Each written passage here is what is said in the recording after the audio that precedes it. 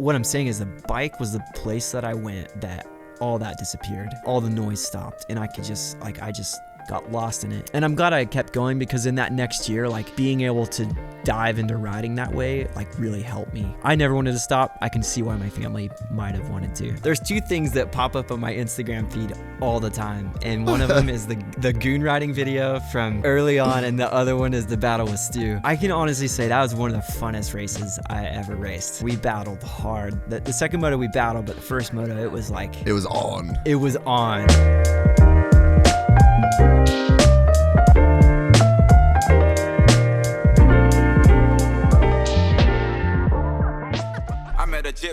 How does a factory 250F today compare to the one you won your championship on in 2010? Carbureted, twin pipes.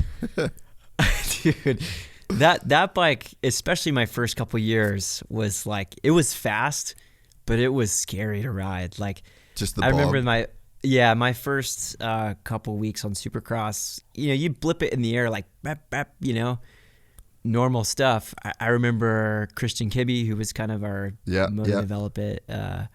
He was like, "Hey man, you got to quit doing that." He was like, that could be bad. So I like developed this habit. He would like, if you need to adjust in the air, just give it like a little crack, so you'd be like in a rhythm going, "You're at mim, mim, mim, mim, mim." It sounded so funny, but you just had to do it. Because if you loaded that thing up too much and went to get on the throttle, you'd get a massive boo-op, and it could be over. Same with like nowadays, kids, they don't use the clutch to like if you're going to seat bounce or something, it's like full gas, Whenever I was riding, if you did that, you're just asking to get a big bog and Indo. So to this day, I still do it, even though our bikes don't really do that anymore. It's like, man, it was something else. Dude, I don't know how Barsha got around on that thing. Thankfully, his first year of Supercross, we had fuel injection, which the thing was so slow, but at least it didn't bog. Yeah, dude, I just can't even imagine the level change between like a 2010 to a 2023 factory CRF 250. Yeah, I rode yesterday, and we're just trying to get some endurance time on a couple parts, and I did like 325s and a 15, and just trying to get time. And dude, I was like, you had to like pull me off the track, because I was having so much fun. It's like the perfect bike to ride. Like if anyone off the street could buy a bike and they wanted to spend like $100,000, buy a Works 250, because dude, it's so fun. It's like the 450, even the stock ones are just so fast. Like you have like two or three hairy moments in the day where you're like, dude, that could have went so sideways. I could have like grabbed a handful when I didn't want to, and had a big one. Where the Works 250 is so fast, and you never really, it could use more horsepower here and there, but you never really go like, oh, this thing's such a turd, I can't get out of my way. But you don't have those scary moments, So to me, it's like the perfect all-time bike to ride. So I guess if you have $100,000 laying around and you want to change the thing up every 10 hours, then get one. But it's so fun. I love it. How does a factory 250F compare power-wise or engine-wise, maybe even like riding style-wise, to a stock 450? I would say it's still slower, like our Works 450s are not, I would say they're not really any faster than a stock 450. It's just so much horsepower.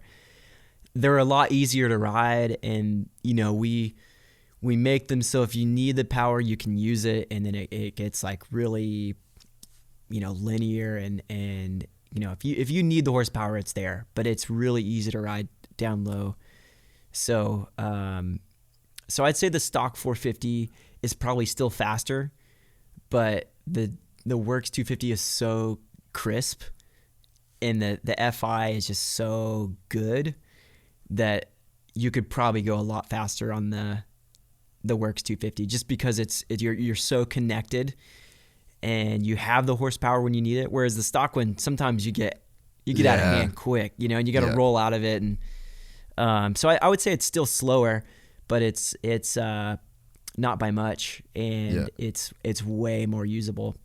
Yeah. I rode a stock. I think it has a pipe on it actually, but a 450 in Dubai in the sand, and I got a gas 450 over there, box stock. Well, motor wise, it's got suspension, but just did a back-to-back lap on this Honda, and I was just like, holy shit, bro. Like, this thing, it's like, in the middle of that power band is just like a whole lot of shit I don't need. Yeah. I think they probably get irritated with me in production testing, because I'm like, I want that slow map, you know. It put me in trail rider mode, you know. That's all I need.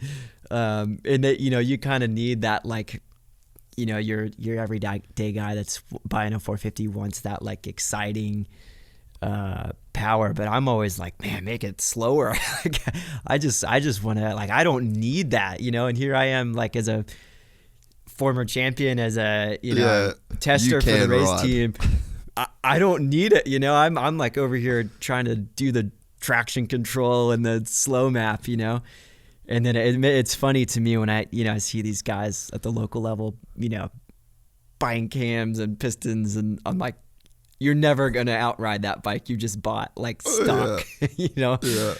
Dude, my dad, it's so funny, man. My dad, the shit that he said to me when I was 12 has just never been more right in my life to this day. My dad would always say, I'm like, I'm going to get a pipe. I want to get this. Dad's like, buy new tires, mate. New tires is where you're going to get your lap times from. Like, as soon as you start thinking you want anything extra for your bike, just walk down to the shop and buy 5 sets of brand new tires, because that's your lap time. So true. So true, bro. I have these friends at home, and they're pretty new to riding, which has been like, is so fun. That'd for me be to cool see. for you, yeah. Because they love it, man. And sometimes I'm like, dude, I just spent like a week like doing this. Like, I don't want to talk about it right now, but it is so cool to see how much they love it. And the stuff they buy for their bikes, I'm like, you'll never. They always like laugh at me because I'm like, oh, dude, just keep it stock. You know, you're good. Yeah. But I appreciate it too, because one, it's like, that's the economy of our sport. You know, these companies that are being fueled by the enthusiasts. But they probably get tired of me saying like, dude, just, your bike's fine. Yeah. You don't need anything. You know, just ride it out of the crate. Get your tires, you know, your air filters, your oil, all that stuff. But it is also cool for me to see their enthusiasm. You know, they're reading the test reports, and they're like, hey, did you see what Kiefer said about this? And is that true? And you know, it's like, I heard Jet did this, so I'm gonna do it to my bike. And it's fun for me to see. I really have appreciated their love for this passion. We're excited to announce the launch of our new membership site, GypsyTales.com, packed with exclusive content and perks that you won't find anywhere else. This is your chance to become a part of the Gypsy Gang. And as a special bonus, if you sign up to an annual membership, you'll be entered into the draw to win our custom-built TC125. Gypsy Gang.